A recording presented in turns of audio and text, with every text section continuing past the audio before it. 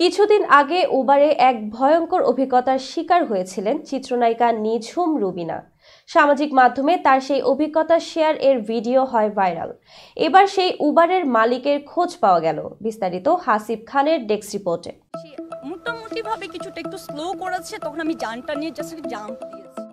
আমরা তো এখন কোনো সেফটিই পাচ্ছি না, লাইফের কোনো নিরাপত্তাই পাচ্ছি না। আমরা চিৎকার চেঁচামেচি করছিলাম যে হচ্ছে কি আমাকে বাঁচান, আমাকে ধরে নিয়ে যাচ্ছে, আমাকে নিয়ে চলে যাচ্ছে, আপনারা কে আছেন আমাকে বাঁচান।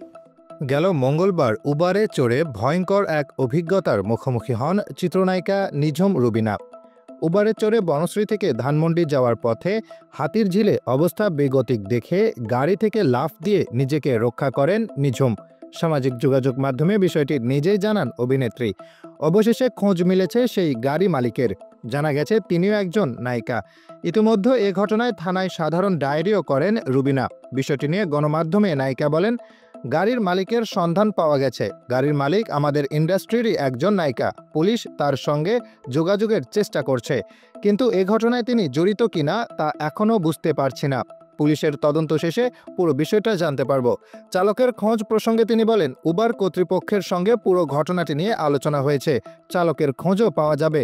গাড়ির মালিকের কাছে চালকের যেসব তথ্য আছে তা নিয়েই চালকের বাড়িতে যাওয়া হবে। গত মঙ্গলবার নিঝুম রুবিনা রাইড শেয়ারিং সেবা উবার ব্যবহার করে বনশ্রী থেকে ধানমন্ডি যাওয়ার পথে এক ভয়ঙ্কর অভিজ্ঞতার সম্মুখীন হন। হাতিরঝিল এলাকায় পৌঁছানোর পর গাড়ির চালকের সন্দেহজনক আচরণ লক্ষ্য করে তিনি গাড়ি থেকে লাফ দিয়ে নিজেকে রক্ষা করেন। এ ঘটনার বিবরণ তিনি নিজের ফেসবুক অ্যাকাউন্টে শেয়ার করলে তা দ্রুত সামাজিক মাধ্যমে ভাইরাল হয়। নিঝুম রুবিনা জানান, তিনি ড্রাইভিং জানেন না এবং তার স্বামীও বাসায় ছিলেন না। ফলে নিজের গাড়ি রেখে উবারের মাধ্যমে বনশ্রী থেকে ধানমন্ডি যাওয়ার সিদ্ধান্ত নেন।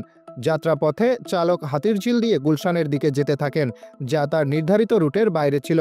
এ বিষয়ে জানতে চাইলে চালক রুক্ষভাবে উত্তর দেন, আপনার লোকেশনে যাচ্ছি, চুপ থাকেন। এরপর চালক গাড়ির গতি বাড়িয়ে প্রায় ৮০ থেকে ১০০ কিলোমিটার প্রতি ঘন্টায় চালাতে থাকেন। সন্দেহ আরও বাড়লে নিঝুম তাকে গাড়ি থামিয়ে নামিয়ে দিতে বলেন।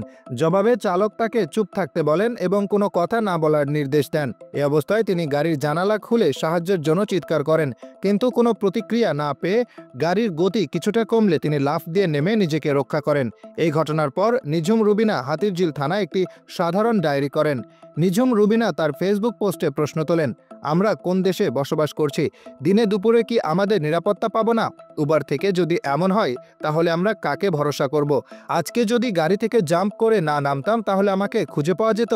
উল্লেখ্য, ২০১৩ সালে জাকির হোসেন রাজুর এর বেশি ভালোবাসা যায় না সিনেমার মাধ্যমে চলচ্চিত্রে পা রাখেন নিঝুম রুবিনা। এরপর অনেক সাধনার পরে মেঘকন্যা, বেসামাল সহ আরও কয়েকটি সিনেমায় অভিনয় করেছেন তিনি। বর্তমানে দুই মা এবং বন্ধু তুই আমার নামের দুটি সিনেমায় কাজ করছেন। এই ঘটনার পর রাইড শেয়ারিং সেবার নিরাপত্তা নিয়ে প্রশ্ন উঠেছে। নিঝুম রুবিনার অভিজ্ঞতা অন্যান্য ব্যবহারকারীদের জন্য সতর্কবার্তা হিসেবে কাজ করবে এবং কর্তৃপক্ষের উচিত এই ধরনের ঘটনার পুনরাবৃত্তি রোধে কার্যকর পদক্ষেপ নেওয়া।